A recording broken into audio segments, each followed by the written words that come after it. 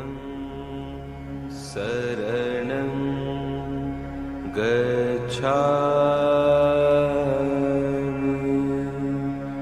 Dhammam Saranam Gacchami Sangham Saranam Gacchami Buddham Saranam Gacchami Dhammam Saranam Gacchami Sangham Saranam Gacchami Buddham Saranam Gacchami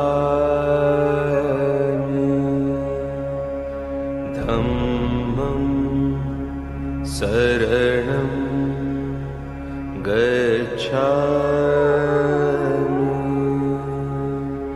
Sangham Saranam Gacchami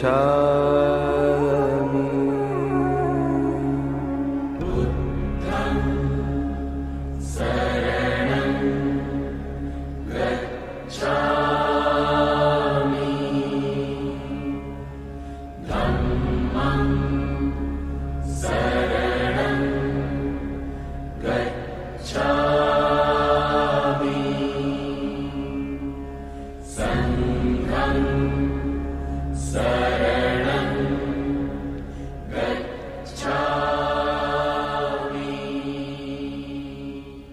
Buddham Saranam.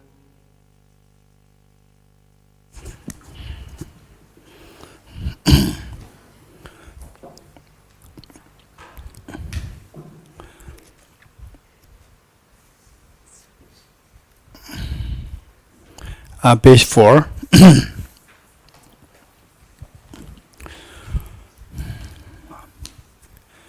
Page 4. I go for refuge until I'm enlightened to the Buddha, the Dharma, and the Sangha. By my accumulations or practice of giving and so forth, may I become a Buddha to benefit all sentient beings. I go for refuge until I'm enlightened to the Buddha, the Dharma, and the Sangha. By my accumulations or practice of giving and so forth, may I become a Buddha to benefit all sentient beings. I go for refuge until I'm enlightened to the Buddha, the Dharma, and the Sangha. By my accumulations or practice of giving and so forth, may I become Buddha to benefit all sentient beings. Sanje joda zoge jonamla chanjo bhado dane yasu age jinso gebe sonam ke jola phenjir sanje jubarayishu Sanje joda zoge jonamla chanjo bhado dane yasu age jinso gebe sonam ke jola phenjir sanje jubarayishu Sanje joda soge chonamla chanjo pardo dane gyapsoch age jinso gebe sonamge dola penjir sanje jubarayisho. The next page, the mantra, Essence of Dependent Origin Mantra in Tibetan. Dendengbo songa, dendengbo. Om ye dharma hetu prabhavam hetum te shandatagatto yavatat te sham chayo nirodha evam vati mahashramanaya svaha. Om ye dharma hetu prabhavam hetum te sham dathagato yavatat te sham chayo nirodha evam vati mahashamanaye swaha. Om ye dharma hetu prabhava gato hyavatat tesham chayo nirodha evam vati mahashamanaye swaha. And Heart Sutra mantra, which is on page 31. Page 31. Teta Om Gati Gati Paragati Parasamgate Bodhisvatyatha Om Gati Gati Paragati Parasamgate Bodhisvatyatha Om Gati Gati Paragati Gati Bodhisvatyatha Om Gati Gati Paragati Parasamgate Bodhisvaha.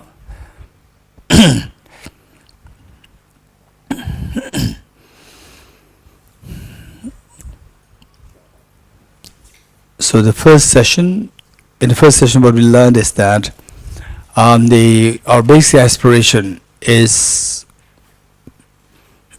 to get away from miseries and to have the maximum happiness. And next question that we asked is that if there is such a possibility that maximum happiness, such a phenomenon as maximum happiness exists, and the answer is yes, it exists. And that is known as the Buddha nature. And how do we know about this? How do we know that such things are there? So that is with the example that we gave of the dirty water and brass singing bowl. And the dirty water, however dirty the water is, the true nature of water is so pure. In fact, I would highly recommend all of us to think about this. The dirty water example, however dirty the water is, the true nature of the water is very clean. Don't just understand it intellectually. Intellectually understand it and then try to really go deeper. Let's say remove the dirt and the purity comes out. When from where this clean water, the pure water, from where did it come?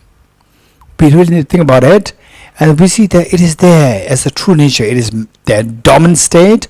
That was our mind, the true nature of mind, which is full of compassion, universal compassion, and the infinite wisdom and the infinite power. So our mind has that power, and the mind truly has incredible power. Incredible power. Say how the mother, when it comes to the child, how the mother can become extremely tireless, no burnout. Is there any doctors, nurses? Doctor, nurses? Okay. Okay. Oh, okay. So we see that the burnout cases in the hospitals during the COVID-19 and so many burnout cases over there in hospitals. And whereas we never hear about the mother feeling burnout of taking care of the child 24/7 for minimum 10 years. That's amazing. So how come that the mothers, they didn't go through this burnout? So it's all out of love. So this mind has incredible power. is an incredible power. So with this in mind, that the true nature of mind has these three perfect qualities. Well, so where you have these three perfect qualities, and why don't we see that? So they're all hidden there in the dominant state. So next is, so alongside what we learned is that the even before that, before talking about the Buddha nature, what we learned is that all our problems are nothing but the product or the manifestation of the two hands coming together. One hand symbolizing external factors and other hand symbolizing internal factors. So there are so many ways by which to demarcate between what is a mature person and what is an immature person. Mature person are those people who, no, immature people, they are the ones, it's not about the age, it's about the one who just look for external, the factors of the time for your happiness, externally. Money, power, and so forth, just external all the time for happiness. These are the immature people. It doesn't matter what age, small, old, middle age, we are all immature. Whereas those people, yes, external factors are important, but who look for internal, for the more internally to look for the happiness, these people are the mature people. And if somebody goes extreme, jump to the internal without neglecting the external factors, this is also not wise. They'll end up into problems. Okay, and some people, like the morning I give the example of Septmeber, some whose mental willpower is so strong, no matter what external factors you meet with, you just keep exploring internally, and then no matter what extent of difficulty that you face with, still you just keep going. That is so rare, like Septmeber, and even in the past, Indian great masters like Tilupa, Narupa, and these great masters, they're all like that. And then even today nowadays, amongst the Tibetan, the big monastic universities, there are many in Revolts, many people who dedicate the whole life in solitude, solitary practice, and so forth. That is one side. So these people, they are outstanding. But for us, we may become like this businessman who quit everything and then regret, right? So we should be very skilled and very balanced. Okay, so this is also what we learned. And then from this, what we learned is that the internal factors responsible for creating the miseries, they are twofold. What are they? Internal factors: ignorance and self-centered attitude. Now this class we're going to be more the professional, so instead of just saying ignorance, let's make it very precise. Self-grasping ignorance. You getting it?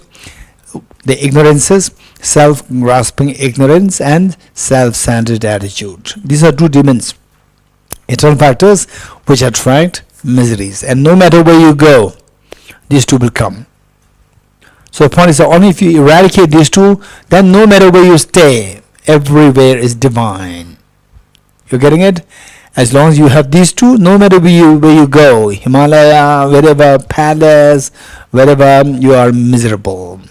And when these two things are gone, wherever you go is heaven, is divine. You're getting it? So wise people look to get away from these two things, these two demons, and the unwise people will look for externally, purely externally, for happiness, and it never happens, right? And I'm sure many of you would agree with me. Yes, we do see, some very powerful people, very wealthy people, and not necessarily powerful people, even ordinary people like us, looking for external all the time for happiness, and yet they never get the happiness, real happiness. So, for examples, let's say people who think that money is everything. Money is everything, right? How important is money? Say, simply don't think that in Buddhism, money is not important, power is not important, good food is not important. This is too naive. You're getting it? This is too naive. Say, if you think that this is Buddhism, usually what I say is that once you come to Buddhism, in the first place, you don't have to become a Buddhist. But you want to become Buddhist, that's your choice. But what I'm personally saying is that be a happy person. Right? Be a happy person. Be a good person. And be somebody who is full of wisdom, full of compassion. This is the goal. Then they say this is all like the mental qualities. And so when we look for external all the time, they say people who are thinking money is everything. Then if there is everything, then the billionaires, millionaires, they should be so happy, right? And if you go into their house, no doubt you will see antidepressants. Why? They have to go for the tranquilizers, antidepressants. There's so much a problem, right? You hear all these the problems. How many of you know about these? You read news and so forth that the big people, there's so much a problem. For example, the Alibaba. Once such a big shot, suddenly it fell, right? And then likewise, everybody, all these rich people, they have the problem. And some may think that power is the happiness. And with the power, again, there's so much of anxiety, stress. Because this power, are you going to stay there for long? No, somebody's going to step over you. So there, again, there's so much of tension, stress, fear of falling. Somebody is coming over, right? And bigger you are, somebody, maybe they're behind you. We never know, right? And all the millionaires, billionaires, they have all these issues are there. The litigation cases are there. You know that? Right? So litigation cases, are you happy or not happy? Litigation cases, are you happy or not happy? Not happy, not at all. But once I met at the airport in Delhi, one gentleman, and of course I did not know that person.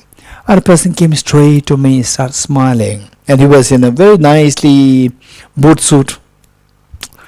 And asked me, you're going to Dharamsala? I said, yes. And I said, where are you going? He said, I'm going to Mumbai. And I'm not going to disclose his identity. And and then I said, what for have you come to Delhi? He said, litigation case, court case. What kind of court case? And he said that literally I have 700 litigation cases. Literally. And he said that all these other cases I send my lawyers. He must have many lawyers. He's an ultra rich person. I'm not going to disclose his identity. And he said, I send my lawyers. For major cases, I show up myself. This is what he said. And then he said that it was the leading case mostly is about his father and his uncle, two brothers. Over what? Over the properties of the parents, grandparents, properties. Father over the properties. Okay. So the point is that money is not everything. Power is not everything. Right? So there's so many problems hovering around. Okay. So, but some people say this is not everything. And then they say that, Buddhism is, purely mental. And then because there's some people describe Buddhism as self-denial religion, self-denial, So, you're in Buddhism? Yeah, it's so good, I've been Buddhism, right? Now look, this is the impression people have. Now can you come with us for party? Can you come or not come? Buddhism, no party, right? Too naive, right? And you also be very differently, right? Earlier you looked very presentable. Now I'm into Buddhism. You look so shabby. Clothes also very shabby, right? And then they do kitchen work and your hands dirty and you put it like this, right? And the hand dirty, and then where you clean your hands with your skirt and with your shirt like this, and then people think this is Buddhism.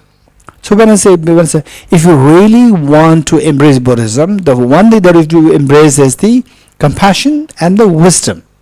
These two things. When you embrace it, remain who you are, meaning that you are a very presentable person. Remain as a presentable person. Don't let people get the impression that Buddhism is very self-denial, right? One.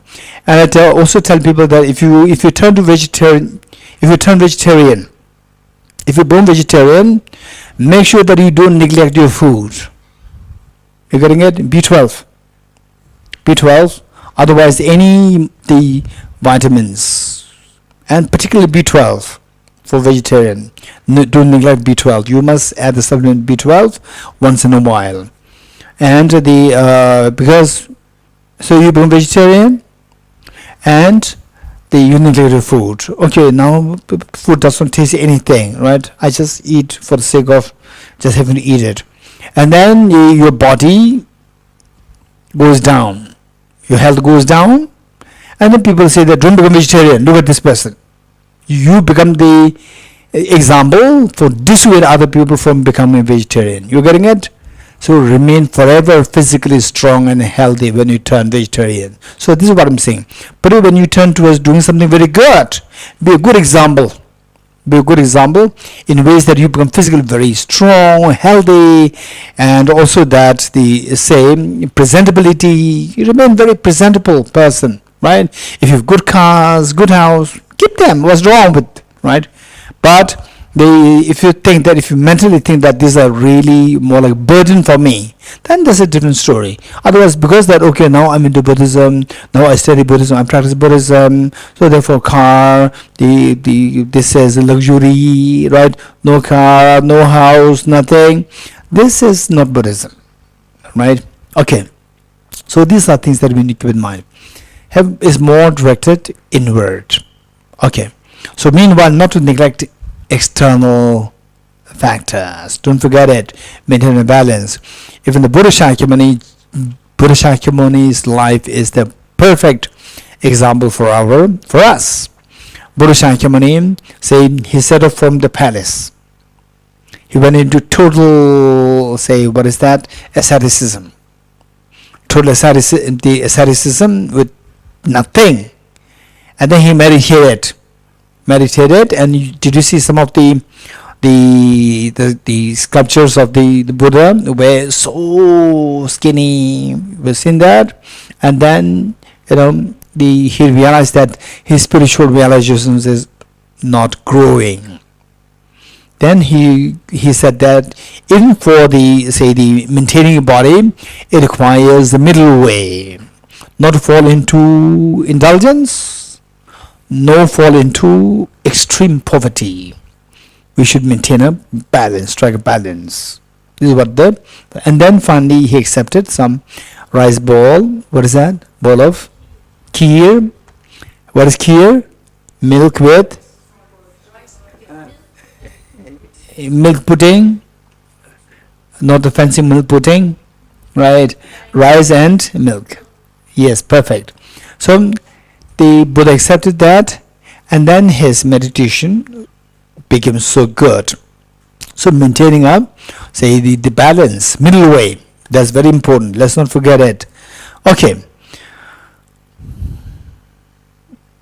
Next is when you identify that each one of us, we have this Buddha nature, seed of perfection. And Buddha nature, I already want you, Buddha nature. Buddha doesn't mean Buddhism. It means awakening your seed of perfection. Everyone has the right to awaken your seed of perfection so that you become the happiest person. Why not?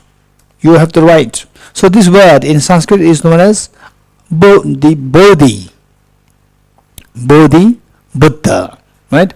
Awakening. Awakened one is Buddha, and the Bodhi is the awakening. Okay. Awakening. In other words, what we the what we said related to the question from response from the Tom. What we said is that awakening and infinite happiness, these two are connected. Buddha nature, infinite happiness. Awakening, all your miseries will go away from the awakening, right?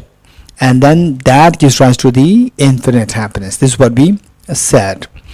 So with this, and the next is that the awaken, and then when awaken, what happens? Mental defilements go away. The gold is inside us. The gold, which is like the Buddha nature, the perfection, the purity of the water is there. Is in a dormant state. What you do? Remove the dirt. The purity will manifest. So likewise, we have to remove the mental dirt, and the purity of the mind will manifest. That is awakening, right? And later on, we should be able to see that remove the impurities from our mind. One, purity manifest, awakening, maximum happiness. They're all synonymous. You're getting it? We'll see that they're all connected. They're all the same, one and the same thing. At the moment, when we describe each one of them, they seem so isolated. But later on, if you continue to study these, you'll come to realize that these are all just one and the same thing. Awakening, full awakening, remove your mental dirt, attaining total fearlessness, infinite happiness, they all mean the same. Okay. For this, we need to know that, say, the awakening or making the Buddha nature manifest, remove the mental dirt. So, to remove the mental dirt, what do you mean by remove the mental dirt? And then remove the internal factors, right? Remove the internal factors, then external factors are no left. No sound of the misery stops.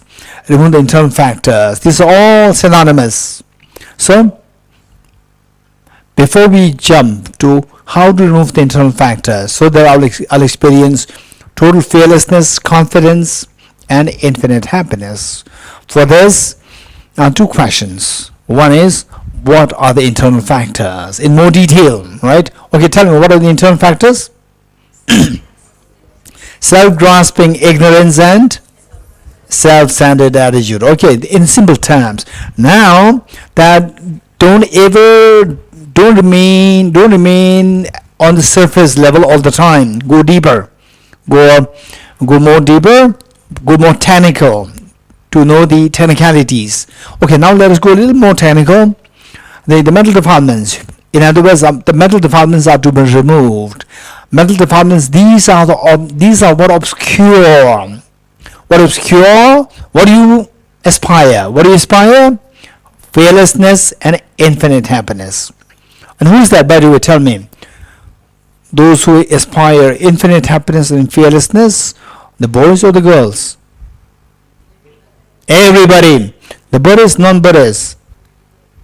Everyone. You're getting it? Let's not forget it. Let's not forget that. So if you understand in this context, you will see the Buddhist concepts in a secular context. You're getting it? This is extremely beautiful. So we all seek fearlessness and we all seek infinite happiness. It's not about Buddhists, non-Buddhists, males, females, Easterner, Westerner.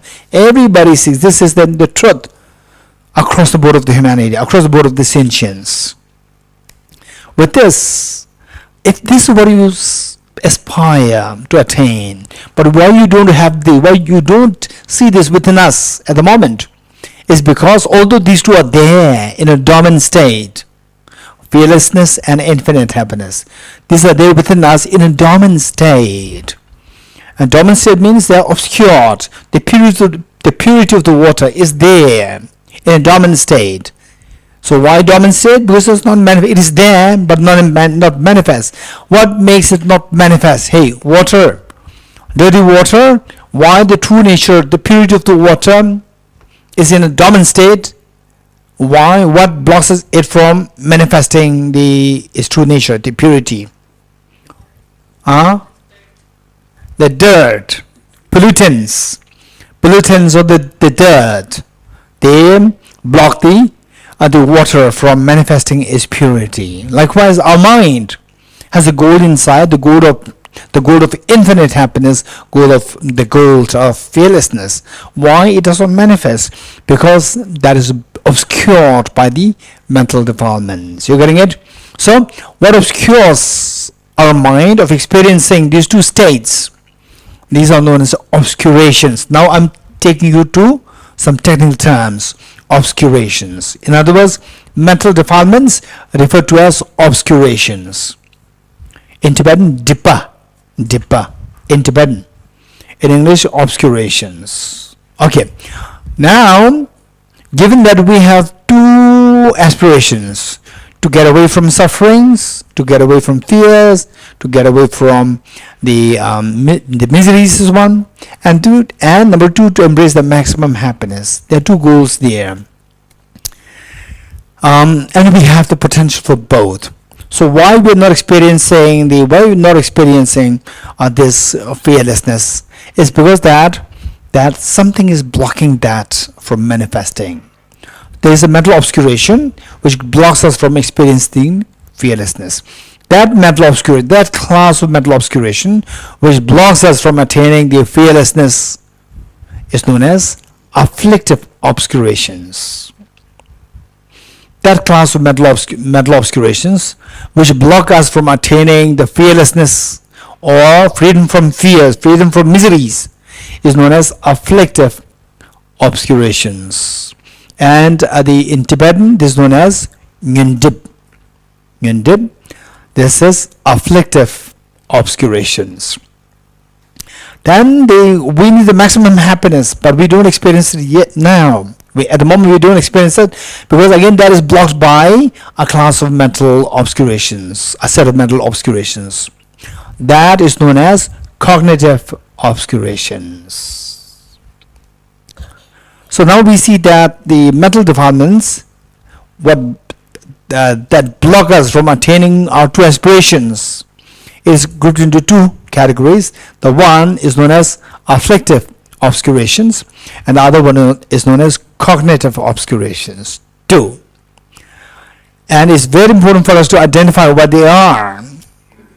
Okay, tell me, what are the two mental obscurations within us that stop us from experiencing what is fire, fearlessness and infinite happiness? What are the two mental obscurations referred to as? Afflictive obscurations and cognitive obscurations. Okay, so some of you want to know even more. What constitutes afflictive obscuration? Well, what is that? What is that within me? I want to see that. Right? What is a cognitive obscuration? I want to see that within me. Okay, let me give an example. Say this is my mug, and let's say that I don't take garlic. Somebody smashed a garlic in this mug. Somebody smashed a garlic in this mug, and then you come to know that you smashed garlic in my mug, and you come to know, oh, he doesn't take garlic, and you are so apologetic. So what do? I'm very sorry, I'll wash this. You remove the garlic, salted garlic, and remove it so well, and put it in the water, running water, wash it so well. Okay, is there any garlic now? And particularly those of us who are new to this class. Is there any garlic? No garlic. Okay, just to say no, it does not require any philosophy. You're getting it? You can say no. That's very easy. Okay, there's no garlic there. You smell it? It still smells garlic. You're getting it? Okay. So likewise, mental defilements. By the way, tell me, which of the two is more difficult to get rid of? The solid garlic or the smell of the garlic? Smell of the garlic is more difficult to become rid of. You're getting it? So the solid garlic is the metaphor for the afflictive obscurations. And don't worry, what exactly is that afflictive? He's giving the example, but what exactly is that constituted of? I'll explain this later. The afflictive obscurations is like the solid garlic, and the cognitive obscuration is like the smell of the garlic. You're getting it? Okay, now you're wondering, what exactly is afflictive obscurations? Okay.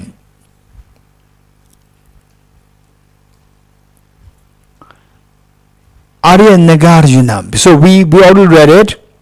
We always say this almost every session. Before every session we read this. Ye dharma hetu prabhava. Hetum tesham tathagato hyavattat. Tesham chayo nirodha evam badi ma shramana soha. Ye dharma hetu prabhava. All these phenomena arise from the causes. You're getting it? Causes. Same? And the causes are taught by the Tathagata. What the causes are is taught by the Tathagata, by the Buddha. You getting it? So what did the Buddha teach pertaining to the causes? Identify the causes of our miseries. So there, the Arya-Nagarjuna, a 1st century AD, great Indian master, Arya-Nagarjuna. Later on, but as you go deeper to learn what is the meaning of awakening, what is the meaning of awakening, to see the reality, right? When you're not awakened, you don't see the reality. How many agree with me? Raise hands. When you're not awakened, you don't see the reality. When you're awakened, the benefit is that you see the reality. Awakened means you see the reality as it is, which is also known as the ontological reality. Ontology of the phenomena. Ontology meaning what is the reality there, objective reality. So what is the ontological reality there? So this particularly, when we go deeper into this study, we see that Arya-Nagarjuna's commentaries on the Buddha's own teachings, they play a very important role. Then you will realize that this is amazing that there's such an enlightened being as Arya-Nagarjuna. And then the later, after a few hundred years, Acharya Chandrakirti, Arya-Nagarjuna and his disciple, and then followed by Acharya Chandrakirti, and then later, about 100 years later, Bodhisattva Shantideva. So these great teachers came to explain what is ontological reality.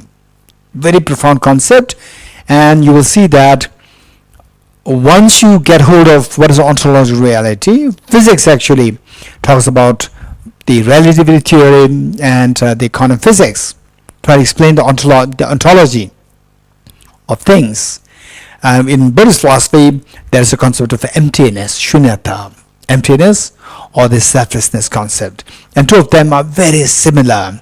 Quantum mechanics and the Buddhist philosophy of the emptiness, these two are very similar. Okay.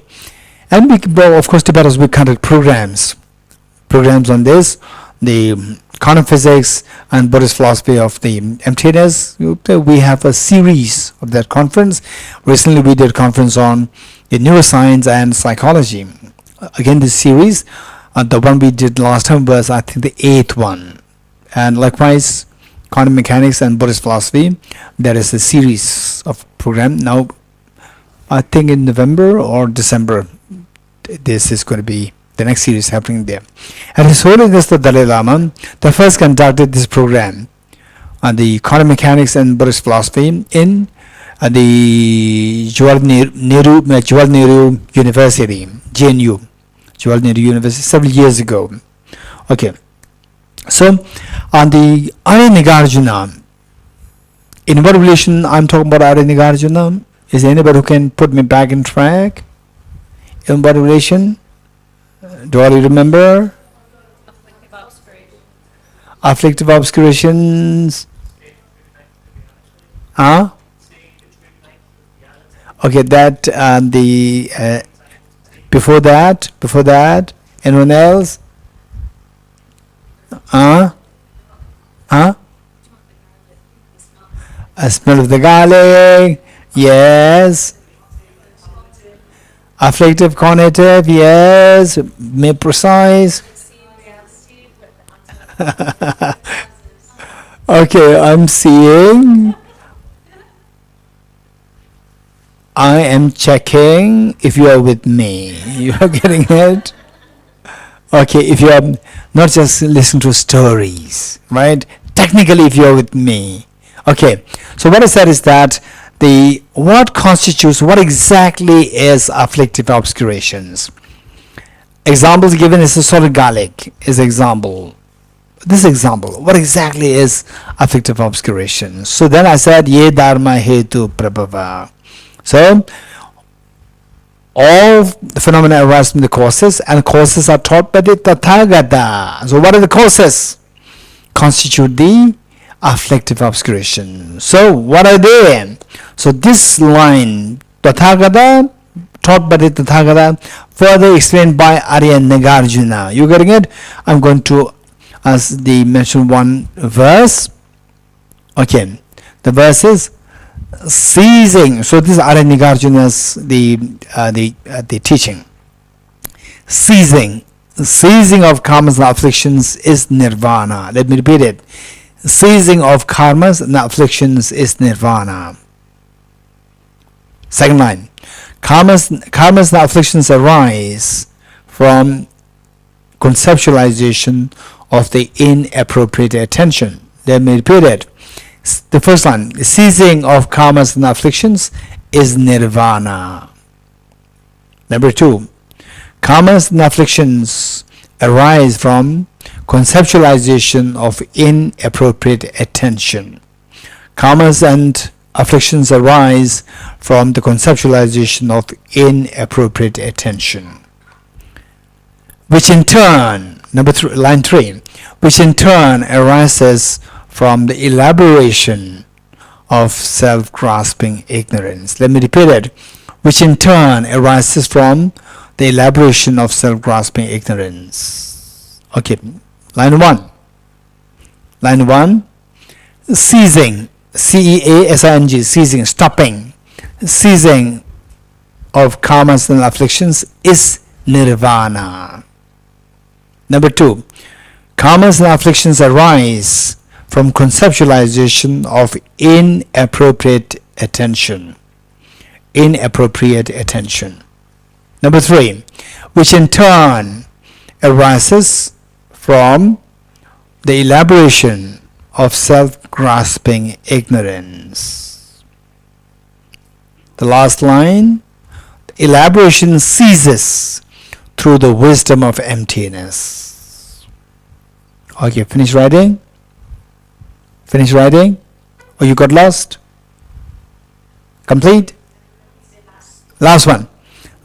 The elaboration ceases through the wisdom of emptiness.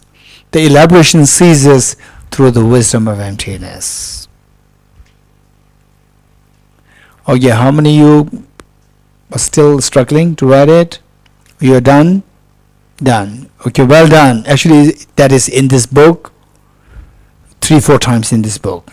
It is there. I did not say this for you to put effort. It will be registered more in your brain. Alright? Okay, that's the purpose. So there are 5 points indicated there. In what context I'm explaining this?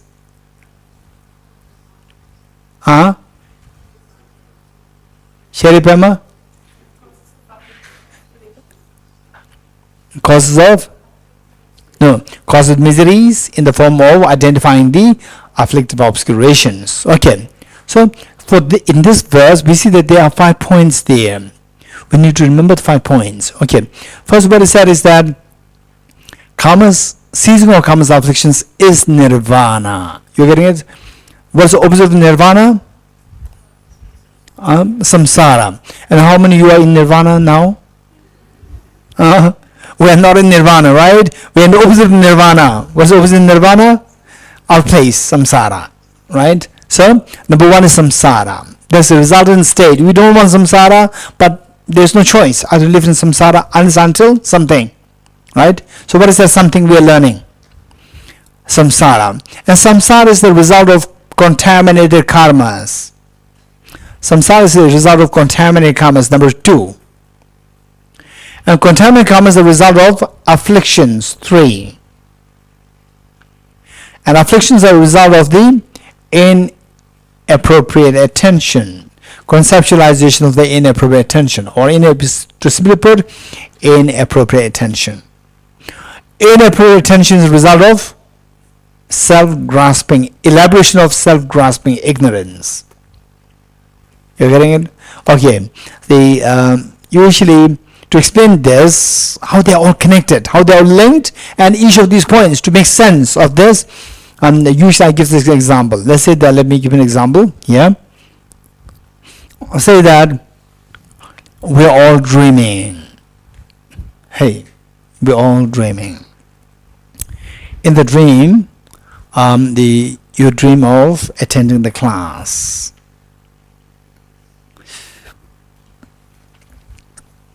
In the class, I picked up something like this. I showed this to you. You look at it so focused, and you see that this is brand new iPhone 15 Pro Max. What did you see? You're dreaming, and in the dream you're attending class. In the class I raised something up like this. You looked at it very clearly, focus, and what did you see? You see it's brand new iPhone, not 14, 15 Pro Max. You getting it? Okay. Geshe doesn't require this complicated iPhone, right? Geshe, can we exchange our mobiles, right? And the person sitting next to you said that, no. Before Geshe entered the room, I already told him, and he accepted, right? And I said, no, when do you say this? Then two of you have the fist fight. When the fist fight, police comes. Police comes and take you there. And took you where? Behind bars. Okay, behind bars you are happy, not happy? Not happy. Prison is not a good place. So that is samsara, right? And then your mom wanted to just check with you, right? So how are you doing? Right? Sharipema, how are you doing now? She want to check. Call, and nobody's picking up the call. Alright? And then check the office. Venerable Tinsala checked the office. I said, we are very sorry. 2 people are taken away. Men bars. And the poor mother comes. To the prison. You went to Bodhicitta retreat and you ended up in prison. What did you do? Right? Prison is not a good place. Samsara. Okay, tell me, why did you end up in prison? Hey, tell me. Anyone? Huh?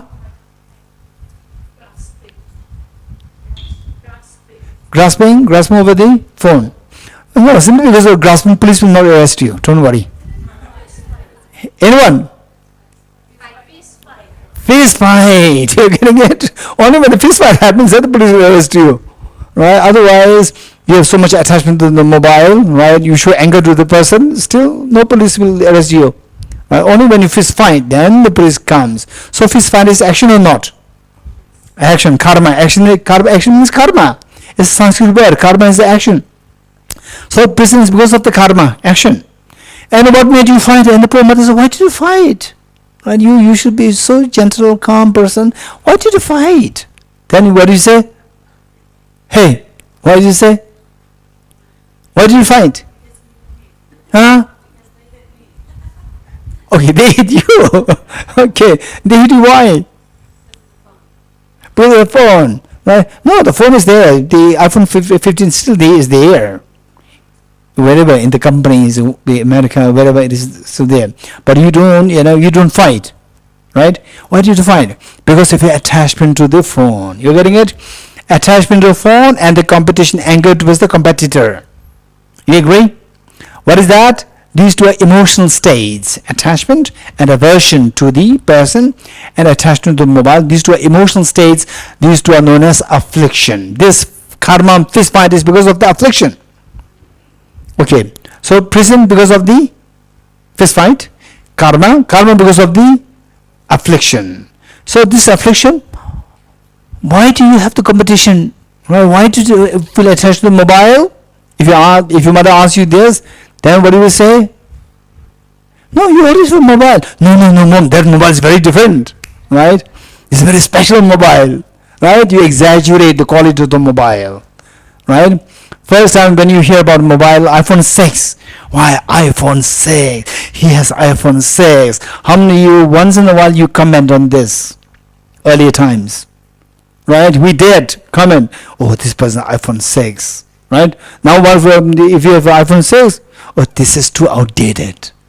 You're getting it? No, there's no intrinsically, it's just exaggeration. iPhone 15 today, right? Later, after 10 years, people talk about iPhone 15, it's very outdated. There's no affinity there. But today, there's strong, very strong emotions coming. Later, iPhone 15, you're getting it? This is exaggeration. Some inappropriate attention. You give inappropriate attention. You give special importance to this while it is not really true. Okay, so that's exaggeration of the qualities, which is conceptualization of the inappropriate attention. And are you sure that this is mobile? Yes, I'm sure that this is iPhone 15, right? Actually, it is just a dream mobile. Dream mobile is not in mobile in the first place. You're getting it? Forget about it being iPhone 15 brand new Pro Max. It's not even mobile. It's just a dream mobile. What your mind creates. You're in a dream. You're getting it? In a dream. So, you exaggerate the object, that is the elaboration of this self-grasping ignorance. You exaggerate the object as a mobile. Then you exaggerate the quality of the object as iPhone 15 Pro Max. Then you feel attached to this and aversion towards your competitor. With this, you end up in fist fight. With fist fight, you end up in prison. You getting it? So, why do you end up in prison? Because of the karma. What is karma? Fist fight action. What made you fist fight? Attachment to the mobile and aversion to a competitor. That is, these two are known as affliction. And this affliction is because of exaggerating the quality of the object. Exaggerating the quality of the object is known as inappropriate attention. You getting it? And what made you exaggerate the quality of the object? Because you misconceived the object itself, seeing the dream mobile as a real mobile. Okay. So, from this we see the 5 points become clear now. Okay, you raise hands those who feel that 5 points now become clear to you. Raise hands. Okay, not too clear? Okay, clear, raise hands. If you're clear now, good. Now you may be a little confused between the two things. The number 4 and number 5. Now, what is number 4?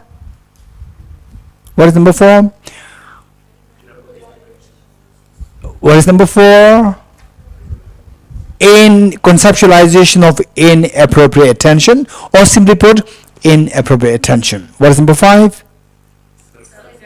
Self-grasping, or elaboration of self-grasping ignorance, or simply put, self-grasping ignorance, right? Okay, what's the difference between the two?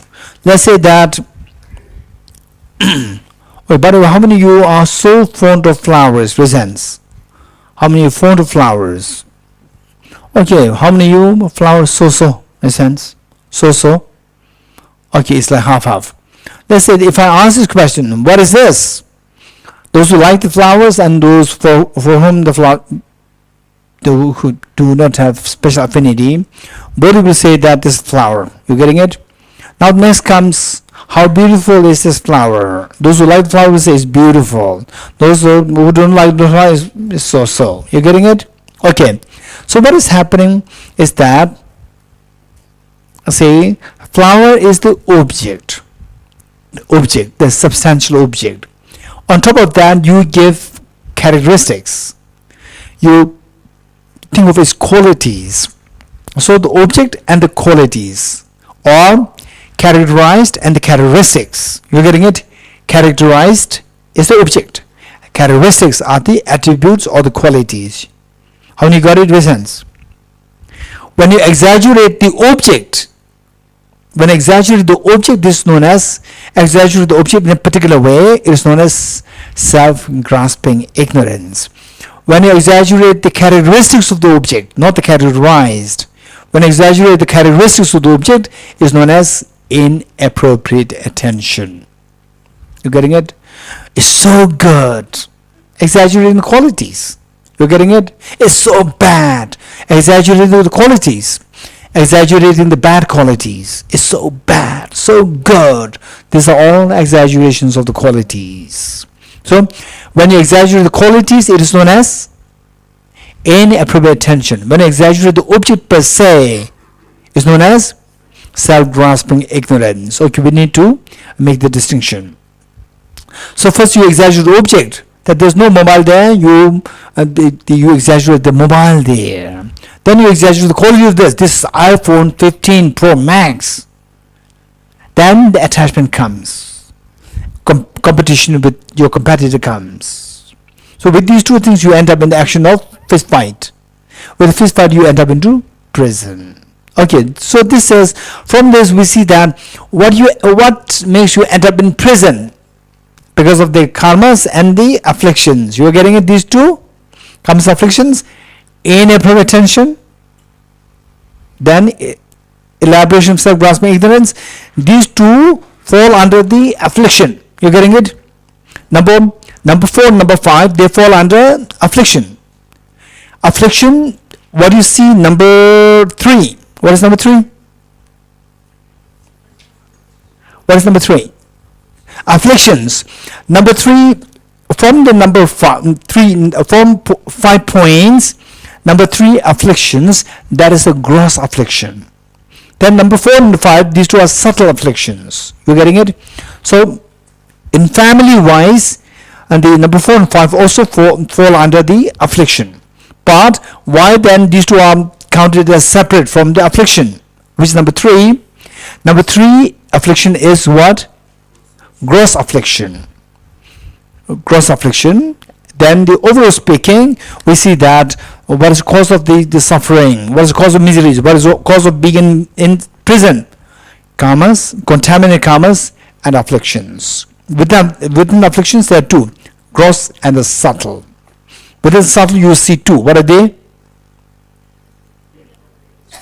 Inappropriate attention and self-grasping ignorance. Very good. Okay, within a short span of time, just within half a day, you learn so many things. Good. Okay, next is that now we identify that. Okay, now so now can you, if you say in your room, when you finish the retreat, when you meet with people, so when anger, say I miss my cheesecake, right? So there, when these thoughts happen, can you check what's going in your mind? What karma is being created? What actions are being done? Actions may not necessarily be physical action. You are getting it? So this is just as a demo for us to understand it very easily. Otherwise, even the mind, mental action is also there, right? Say planning. Okay, I will plan this so that I will get the cheesecake, right? And so the action is there, and these actions are driven by the thought process, afflictions. Yes, right? Say okay. So I grab my hand to get to the cup, which means that there is a desire, there is emotion there within that me, which makes my hand to move there. You agree? There's emotion within me which drives my hand which dictates my hand to go there, right? My hand does not have the desire to go. It is just dictated by your brain, and what brain is triggered by the mind. So the mind and brain, these two work very closely to each other. Okay, and so this is a clear indication that something is going in my mind which makes me to move my hands. So that is emotions. With a negative, it becomes afflictions, and that is because of the inappropriate attention. And in inappropriate attention, we see that there are various levels, very subtle level to the very gross levels, right? Okay, so the marketing in the televisions, marketing, right? For example, like somebody the marketing the detergent, right? A very dirty cloth, old shirt, maybe like 10 years old shirt, you dip in the detergent and then new comes. Well, you have seen that? Such, what do you call it? Advertisements, right? Ad, yeah, you have seen that?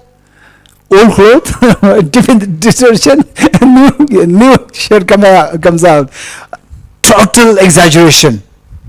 And people, wow, that's amazing, right? And then what is that brand, right? Okay, whatever brand, then you go there and then you see few brands, what you saw on the television, you buy that, thinking that your old ones will become new, right? And when you actually do that, you know that it doesn't become new. It's the same. All they did is they're much more the same, right? So these are just trying to manipulate your, activate your inappropriate attention. You're getting it? Marketing. Inappropriate attention is created. You're getting it? So that you'll buy. Desire will come. Okay, next time I'll buy this one, right? And then it makes it, this desire will make you to move. Go there to the shopping malls, right? And from the brands, you will pick up that particular one. Okay, so we see that these are actually happening in our daily life.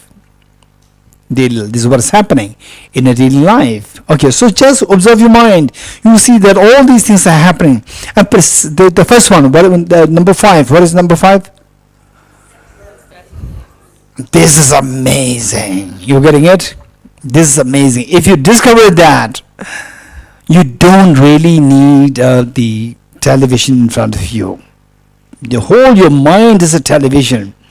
You can see that it's amazing. Say if you are like already age 70, 80, 90, physically you are fit and fine, you don't really have to depend too much, you are on your own, this is amazing journey.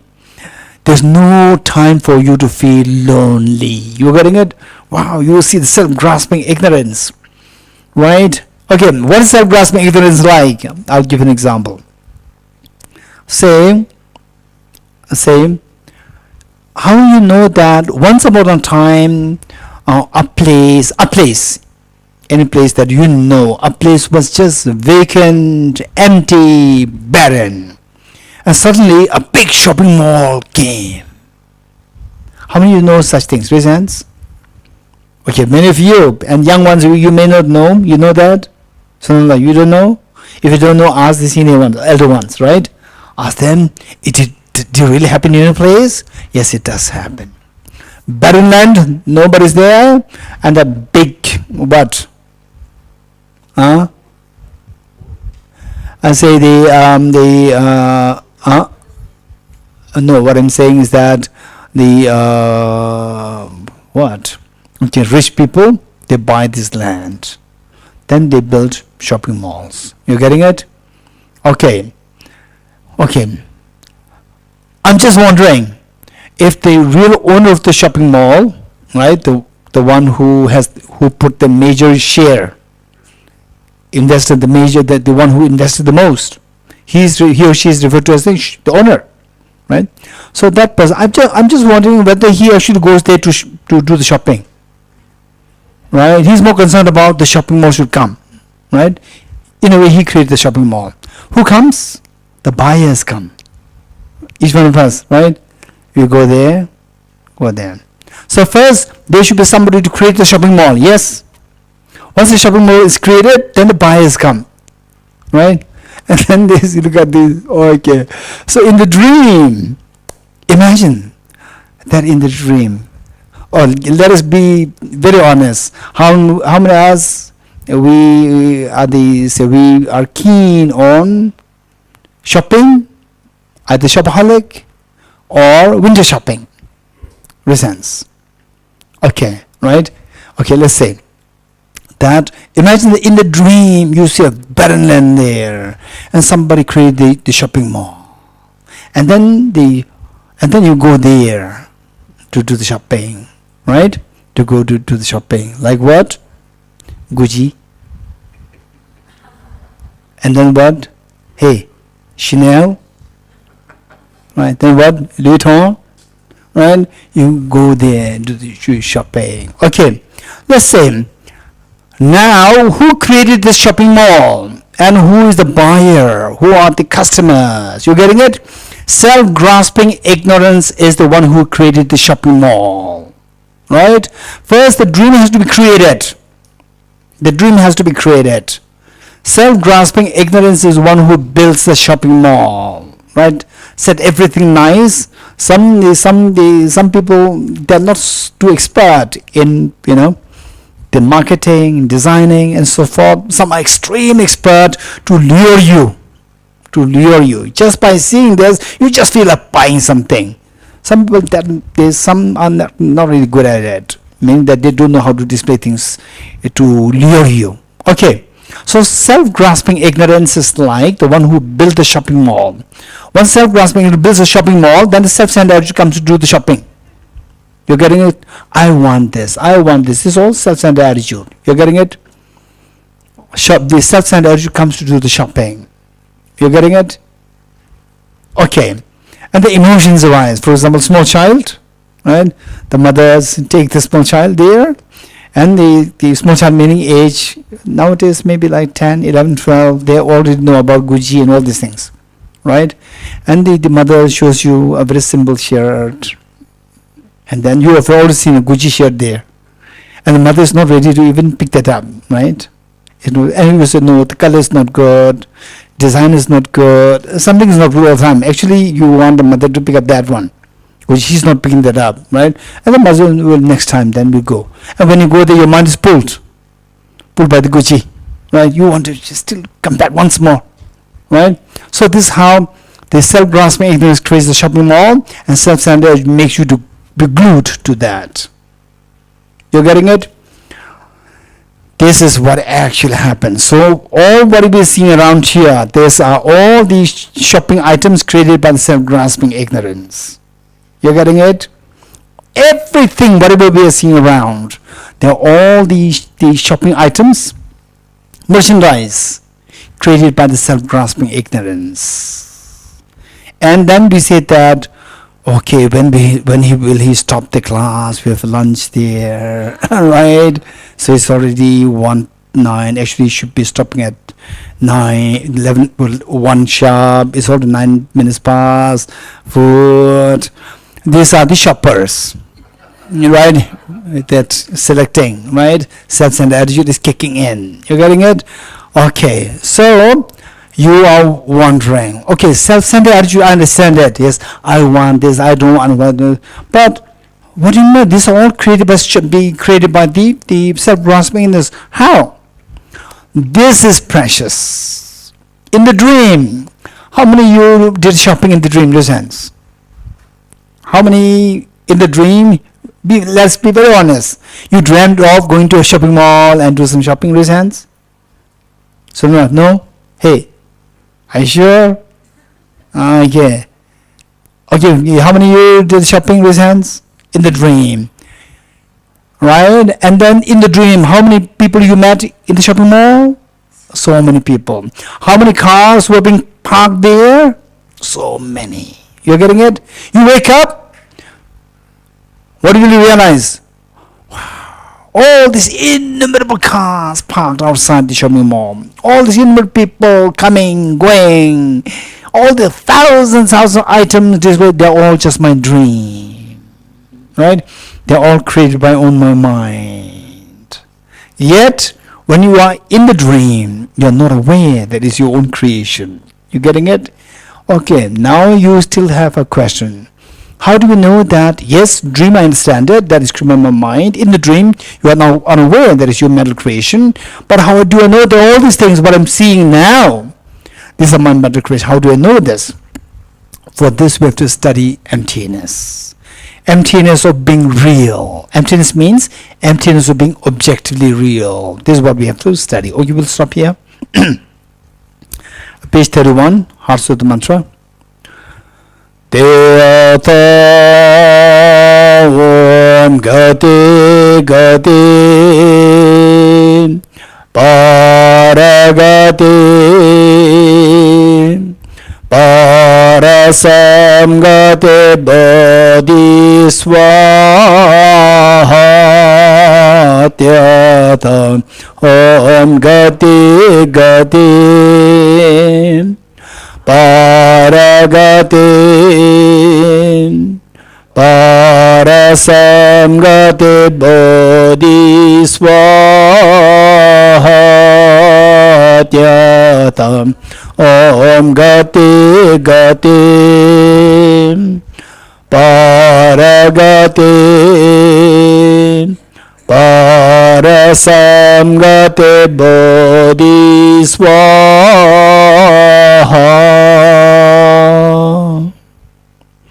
Okay, 3 precisions together.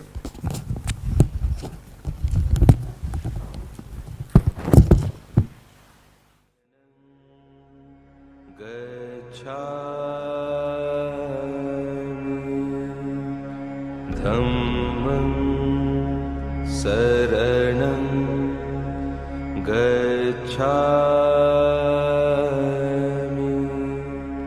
sangham saranam gacchami buddham saranam gacchami dhammam saranam gacchami